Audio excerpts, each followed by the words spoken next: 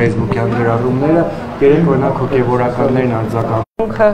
խոսքն այն մասին է, որ մեր երկրում ընտրությունները կայանում են այն կերպ, ինչպես որ կայանում են, մի խոսքով առաջինից 7-րդ հոդվածների մասն է, եթե չեմ սխալվում, Սահմանադրության եւ այդ նորմերի փաստացի գործողության փաստացի դադարումն է նշանակում սահմանադրական կարգի տապալում։ Սիրելի լրագրողներ, խնդրում եմ ձեզ, ուշադիր եղեք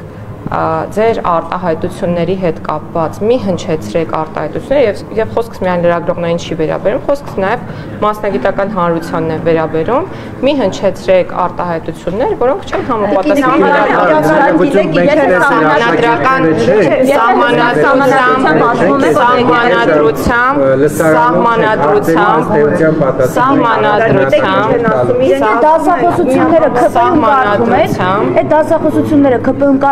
Մարդը բարձրագույն արժեք է,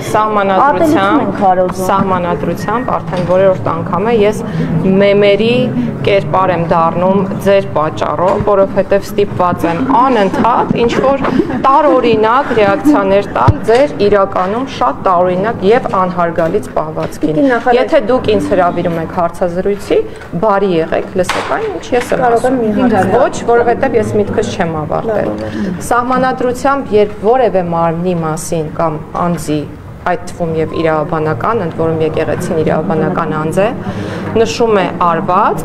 դրա մասին խոսելը երբևէ որևէ պարագայում չի կարող մեկնաբանվել որպես սահմանադրական կարգի տապալում։ Հարգելի լրագրողներ, խնդրում եմ իրավական տերմինաբանություն օգտագործելիս բարի եղեք, բացեք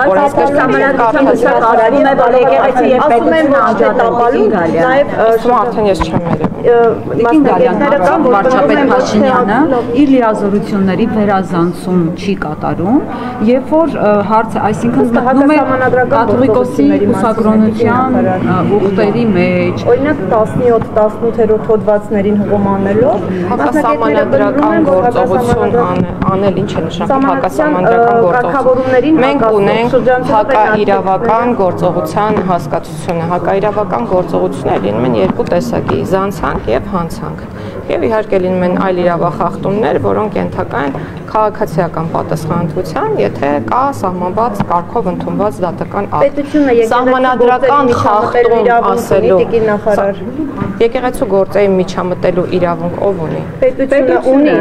Եկեք հարցը հետևյալ համատեքստում դիտարկենք։ Եկեղեցին սահմանադրական մարմին է թե ոչ։ Այս հարցը պատասխանողն է։ Չէ, ես շարունակում եմ։ Եկեղեցի սահմանադրական մարմին նշանակելու իրավունք ունի։ Գալյան, այսինքն որ ոչ հաճելի հարցեր տալի պետք է այսինքն երբ որ բարի լինեք հաջորդ անգամ լսել մարդուն ում ուղում եք հաց, ես շատ մեծ սիրով եւ շատ երկար ժամանակ կտրամադրեմ ձեզ պատասխանելու ձեր բոլոր հարցերին։ Ինչի մասին է, Այն մասին է, որ ինձ չեք հարգում։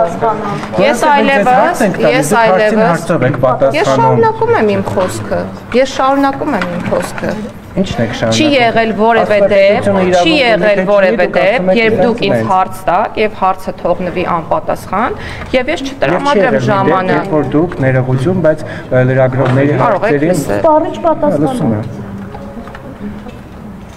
Անհնար է ժողովուրդ, անկեղծ, ամեն անգամ ես ձեզ բոլորին հրավիրում եմ Արդարադատության նախարարություն, լրագրողական իրավական տեսանկյունից էթիկայի եւ իրավական կրթության հետ կապված երկխոսություն ունենալու Փաշինյանը, այդ ինքնավստահությունը լրագրողների հետ այդ տոնով խոսելու, դասախոսություններ կարդալու, ով է ձեզ այդ իրավունքը տվել։ Ավարտեցի։ Չէ, չավարտեցի, հարց տվեցի, Իսկ Հայաստանի վարչապետը երբեք բառեր է օգտագործում, ցերեկ հրավիրեք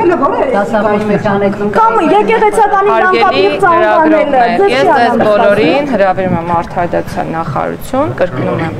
իրավական լրագրության հետ կապված քննարկում կազմակերպելու եւ մեծ հույս ունեմ, որ այդ քննարկումը օգուտ կունենա եւ